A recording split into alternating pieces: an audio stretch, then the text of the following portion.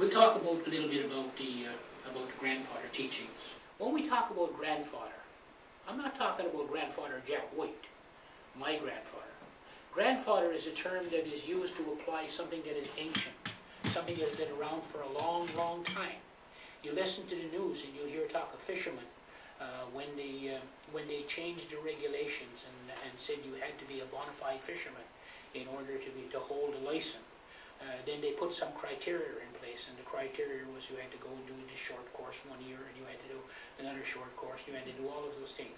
But they also used a grandfather clause, okay? And that didn't mean that you can fish because your grandfather fished. It meant in the very same context that we talk about grandfathering when we talk about the grandfather teachings. It meant it's been so long as a practice that nobody knows where it started. So grandfather is the best term that we can use to identify it. So that's what the grandfather teachings are. It's an ancient teaching that's been carried on down through. The first teaching being wisdom. If you never learn anything in your life, then you'll know only the things that you have to deal with on a daily basis, but you'll never know a lot of the things that you may face as challenges down the road and never had the experiences. It's so important to teach every aspect of living, from work ethics to respect, behavior, appearances. All of these things are a responsibility. But knowledge is wisdom, and that's why you'll hear people saying, "Oh, that wise old man or that wise old woman." Well, that person, yes, the age and the knowledge is combined because they have lived through life. They have lived so long that they've probably experienced all of the things that you have experienced and have yet to experience. If we schooled ourselves to read only knowledgeable material, we possess that knowledge. It puts us in a position to be able to converse when needed with whoever is out there. You don't have peers. You have equals when you have that knowledge, when you educate yourself. But if you fail to do that, then you'll find yourself slipping into an environment of peers. People who have knowledge, you'll always feel insecure to be able to converse with them. You'll never ever be able to challenge them, because what happens is that they use that dominance that they've gained from their education. They'll use that dominance to overcome you. They'll use that to overpower you. So what you need to do is you always need to prepare yourself to be on an equal footing. And that's what knowledge is. Knowledge is being on an equal footing. It becomes embarrassing not to know something that you're supposed to know. The second teaching is love.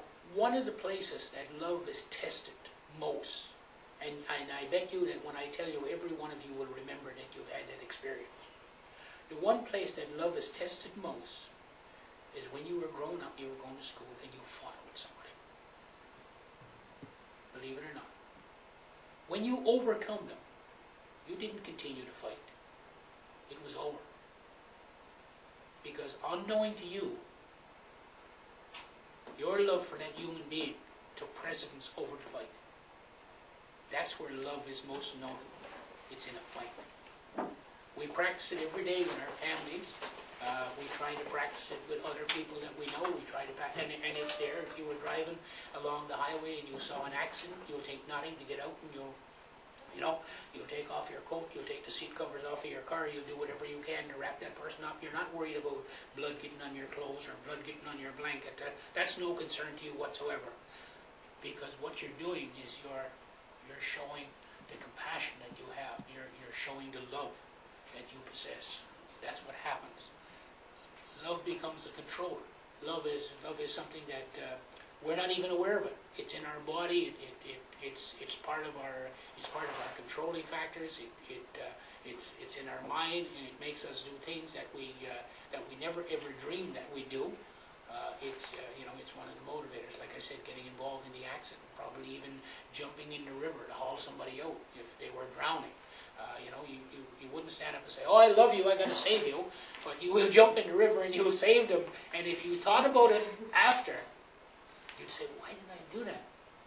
And it was the love in you that drove you to do that, because it's a life, it's another person, it's another there. So love can be many things, but it's also part of an instinct. It's part of something that drives us, something that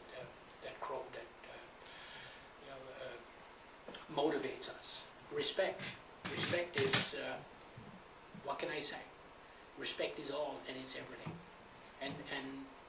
And probably one of the hardest teachings to be able to master, because as human beings we have also this instinctive desire to always be right. Can't be wrong. No, I'm not wrong. But how many times are we wrong and we don't question ourselves about it? And we don't show any respect whatsoever to other people who have opinions. We could be all wrong. If we all had a discussion here, the five of us could be wrong. Every one of us could be wrong. Somebody could come in from outside and point out to us how wrong we are.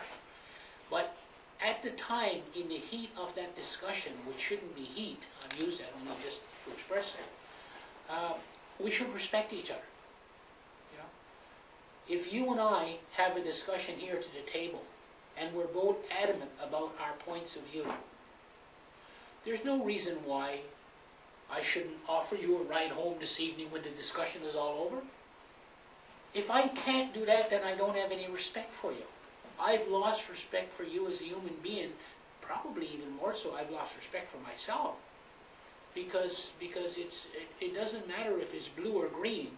Blue or green doesn't have anything to do with the fact that we are both human beings. We both have the right to have our opinions. And we should not allow it to carry over. Because that carrying over is what creates the problem in society. If we could stand up after the argument and reach across the table and shake hands and say, okay, you're entitled to your opinion, I'm entitled to mine. Now let's go to the Golden Eagle for dinner.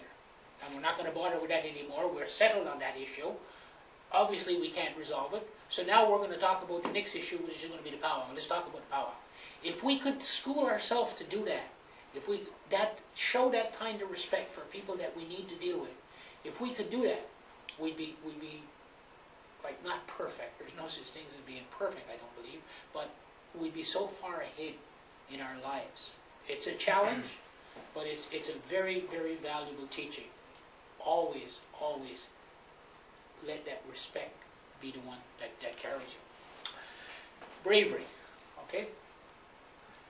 That's the fourth teaching, I think. I think we've gone through 3 out of 4 teaching. Bravery. Bravery is, let me give you an example between bravery and stupidity. If a bunch of us were all teenagers and we're walking down the road in the evening and we're going down somewhere to, I don't know, to Snooks' Spool Room, that was the place when I was growing up. And all of a sudden somebody starts playing games, okay, jump out in the middle of the road and see how long you can stay there before the car catches up to you. Then we go down to the pool room and you go in and you say, oh, geez, Calvin White's some brave boy. That's a bold fella. He stood up in the middle of the road, the car was right alongside him before he jumped out of the way. Well, I got news for you. That is not bravery, that is stupidity. Bravery is being able to deal with the situation at hand when sometimes it's not the obvious thing. You may have to step outside of your boundaries. You may not follow the crowd. You may have to take a responsibility that far exceeds what anybody else is prepared to do. Honesty, yeah. You should be honest with everybody, of course. That's a great way to live, with honesty. But you have to be honest with yourself.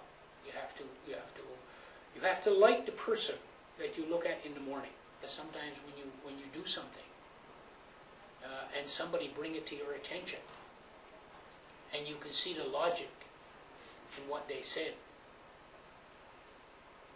don't be too small to change your mind, because that's also honesty. You were wrong, and that person was right. So changing your mind doesn't make you any lesser of a person. It makes you more of a person. So that's another example of honesty. Humility is it speaks for itself, you know. If you do things because you believe that they're the things that need to be done, if you do things because that's who you are, if you do things because you feel that that's your responsibility, that's being humble. But if you do things only because you want your name in the newspaper, or you want people to recognize that you did it, that's not being humble. There's no humility into that. Truth, the final teaching.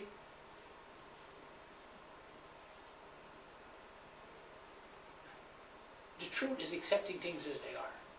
That's what the truth is. And what you need to do with what I found as a person, exercising truth. I also like to apply logic. That's how I define the difference between true and bull, is by the application of logic. When people tell you something, and there's absolutely no logic into it whatsoever, 10 chances to 1, you better assume that they are lying to you. Because if we go right back to the first teaching, wisdom. If you school yourself to be a knowledgeable person, and you learn all of the things that are available to you, you're not going to know it all, but you're going to have a good grasp of common sense. You're going to have a good grasp of logic. You know, you're going to be a fairly, I won't say an intelligent person. It's not going to make you an Einstein, but it'll certainly make you a person who has enough merit to be able to question logic. And if there's no logic, then you, like I said earlier, you better believe that 9 times out of 10, it's going to be a lie. Now that works on both sides. Don't ever underestimate the person you're having a conversation with, because they have all of the same qualities, all of the same abilities, all of the same opportunities that you have to educate themselves. And in this context, I'm not talking about education as something that derives out of a school. I'm not talking about university. I'm talking about a lifelong learning. I'm talking about education as a human being that has to live out there in all of society. So they have all of the same exposure, all of the same opportunity. So the point that I raised about you not paying any attention to what they're telling you, if you can't find any logic into it, they will judge you the same way, and they'll be right. So if you're not exercising truth, if you're lying, you better believe that there's somebody in the group or somebody out there that you're talking to who has the ability to be able to apply the logic. And if it's not there, then they're going to know that there's no truth.